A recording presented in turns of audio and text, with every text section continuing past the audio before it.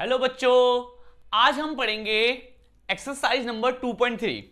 ठीक है, ninth class का पॉलिनोमियल चैप्टर के एक्सरसाइज नंबर 2.3। तो उसमें पढ़ेंगे हम सबसे इंपॉर्टेंट चीज फैक्टर थ्योरम। फैक्टर थ्योरम क्या होती है? तो फैक्टर थ्योरम को पढ़ने से पहले सबसे पहले हम पढ़ेंगे फैक्टर किसे कहते हैं। भाई किसी भी नंबर के फैक्टर क्या होते हैं कि ऐसे नंबर जो उसको कंप्लीटली डिवाइड करे वो उसके फैक्टर होते हैं। जैसे कि मैंने बोला 6, भाई 6 के क्या फैक्टर है? तो 6 को कौन कौन कंप्लीटली डिवाइड करता है, मतलब उसका रिमाइंडर 0 बचे। तो 1 2 3 6 इस तरीके से, तो इसे बोलते हैं हम फैक्टर। तो फैक्टर थ्योरम क्या बोलता है? देखो, ये बोल रहा है कि if P x is a polynomial, P x suppose एक पोलिनोमियल होगा जिसकी डिग्री 1 या 1 से बड़ी होगी, और ए एक कोई भी रियल नंबर होगा, तो ये बोल रहा है कि x माइनस ए फैक्टर होगा पी एक्स का। बट कब फैक्टर होगा? जब आप उस पोलिनोमियल में x की जगह a पुट करने पर आंसर आपका क्या आ जाए? 0 आ जाए।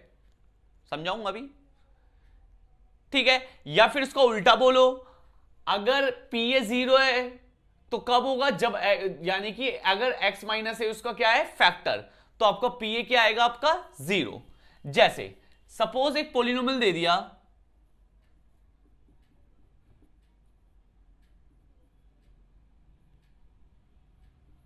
ये दे दिया भाई, ठीक है भाई। अब मैंने क्या करा, इसमें x की जगह -2 पुट कर दिया। तो जब मैंने x की जगह -2 पुट करा, ये 8x है,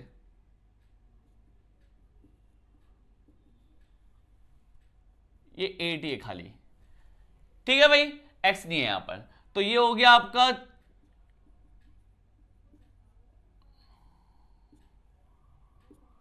तो 8 -8, आपका आंसर कितना आ गया? 0। यानी कि x बराबर -2 ने, यानी कि x बराबर -2 ने, यानी कि पी ए ने क्या बन गया? 0 बन गया।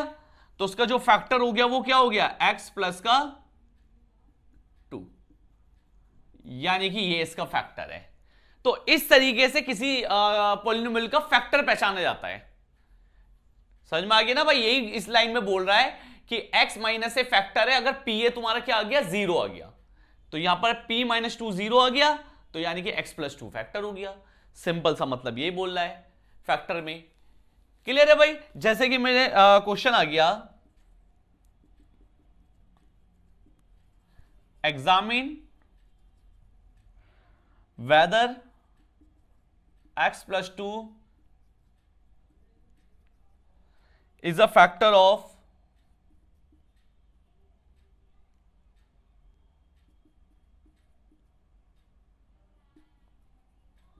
ये, ठीक है ना? इसका फैक्टर एंड 2 है।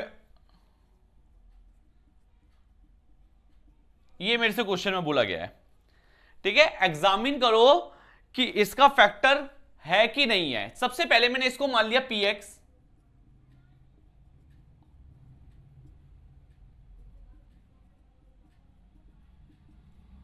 और इसको मान लिया जी एक्स।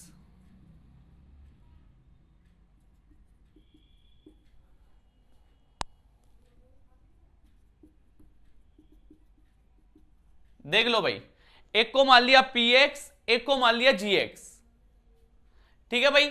एग्जामिन किसको करना है? x प्लस 2 को। तो जिसको एग्जामिन करना है, चेक करना है, उसको 0 के बराबर लेके x की वैल्यू निकाल दो, और ये जो x की वैल्यू निकली है दोनों में पुट करो, जिससे आंसर 0 आया वो इसका फैक्टर है। तो यहां पर लिखा,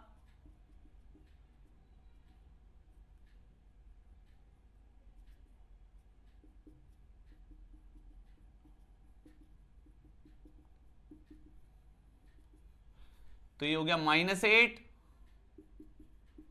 4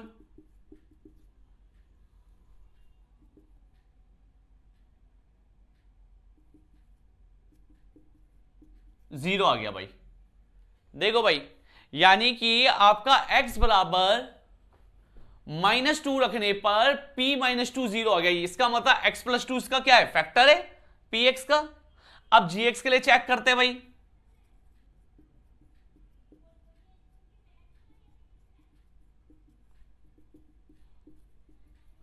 इससे भी आपका आंसर कितना आ गया 0। इसका मतलब x+2 जो है वो आपका px का भी फैक्टर है और आपका gx का भी फैक्टर है। चलो बच्चों देखो भाई, इस इक्वेशन को फैक्टराइज करना है by using the factor theorem. देखो भाई, एक क्वाड्रेटिक इक्वेशन, भाई मैंने बताया था जिस पॉलिनोमियल की जितनी डिग्री होगी उतने ही उसके फैक्टर होंगे।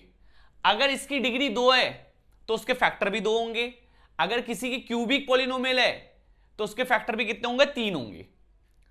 अब फैक्टर निकालने के 2 तरीके होते हैं, या तो आप फैक्टर थ्योरम का यूज करो, ठीक है, या तो आप मिडिल टर्म स्प्लिटिंग का यूज करो। ठीक है भाई, या तो आप मिडिल टर्म स्प्लिटिंग का यूज करो या तो आप फैक्टर थ्योरम का यूज करो। अगर आप फैक्टर थ्योरम का यूज कर रहे हो तो देखो भाई कैसे करते हैं। अगर सपोज आपका इसके सामने कोई नंबर नहीं है इसके साथ, तो फिर तो कोई दिक्कत नहीं है। यानी कि ये बोल रहा है 2 नंबर ऐसे जिनको मल्टीप्लाई करके 6 आता है, यानी कि 6 के फैक्टर कौन कौन है, तो कौन कौन हो सकता है 1, 2 और 3। तो उसका मतलब +-1 +-2 +-3। इसका मतलब यह है कि इसको फैक्टर चेक करने के लिए ये सारी वैल्यू आप पुट करके देखोगे। भाई 6 के फैक्टर कौन होते हैं 1, 2, 3 और खुद 6 भी होता है। यही तो होते हैं ना 6 के फैक्टर 1, 2, 3, 6। तो यानी कि आप ये सारे नंबर पुट करके देखोगे इसमें, और जिससे आपका आंसर 0 आया वही उसका क्या है फैक्टर, जो कि मैंने बताया था फैक्टर का मतलब। ठीक है भाई, अगर आपने 1 पुट करा, देखो 1 - 1 तो वैसे ही जनरली पुट हो जाते हैं, तो 1 पुट करा तो 0 नहीं आएगा भाई। ठीक है, -1 पुट करा जब भी 0 नहीं आएगा। आप चाहे पुट करके देख लो, -1² +1 होता है, ये भी प्लस हो जाएगा, तो सारे ही प्लस हो गए। 2 पुट करा 2 दूनी 4, 6 4 10 -10, भाई आपका 2 0 बना रहा है। देख लो, पुट कर लो 2 का स्क्वायर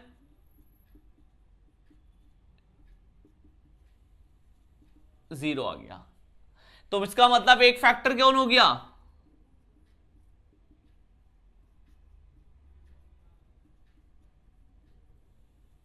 ये, एक फैक्टर तो मिल गया भाई मुझे।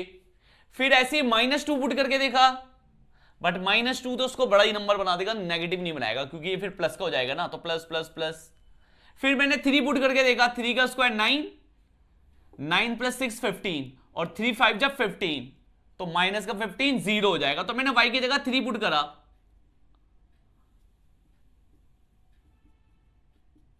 ये आ गया, आंसर आ गया 0। इसका मतलब y - 3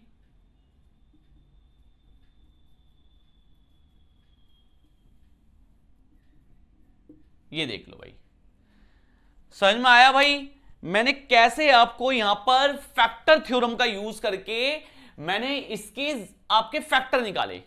मतलब पहले मैंने ये देखा कि यहां पर कांस्टेंट कौन है 6, तो मैंने ये देखे कि किन किन मतलब आपके 6 के फैक्टर क्या क्या हो सकते हैं। तो मैंने देखा 1 हो सकता है, 2 हो सकता है, 3 हो सकता है, 6 हो सकता है। इसके 4 फैक्टर हुए, तो फिर सब में प्लस माइनस लगा दो, यानी कि 4 पॉसिबिलिटी है और वो भी प्लस माइनस की 8 पॉसिबिलिटी हो गई। और मैं सारे हिट एंड ट्रायल यूज करना मुझे, मतलब मैं सारे नंबर यूज करूंगा जब तक मुझे 2 फैक्टर ना मिल जाए। ये फैक्टर थ्योरम कहता है। मुझे लगता है फिर भी मेरे को तो मिडिल टर्म स्प्लिटिंग ज्यादा इजी लगता है। अब देखो भाई, अगर इसी क्वेश्चन को मुझे मिडिल टर्म स्प्लिटिंग से करना होता,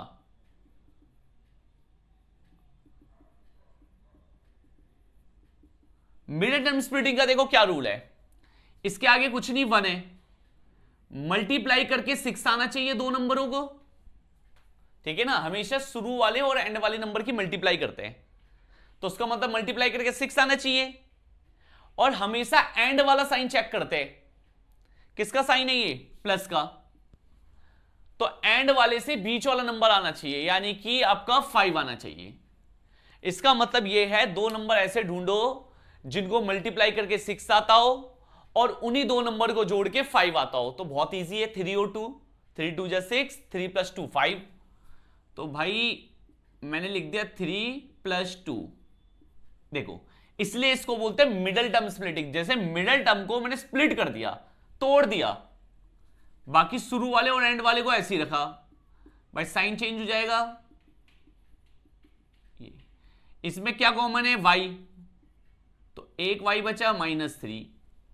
देखो भाई पहला, दूसरा, तीसरा, तीसरा वाला कभी भी नेगेटिव है तो बिना सोचे समझे माइनस कॉमन लगा देना। अब 2 और 6 को कौन सा पहाड़ा काटता है? खुद 2 काटता है। तो बचा कितना? y, और प्लस माइनस माइनस, 2 3 जा 6।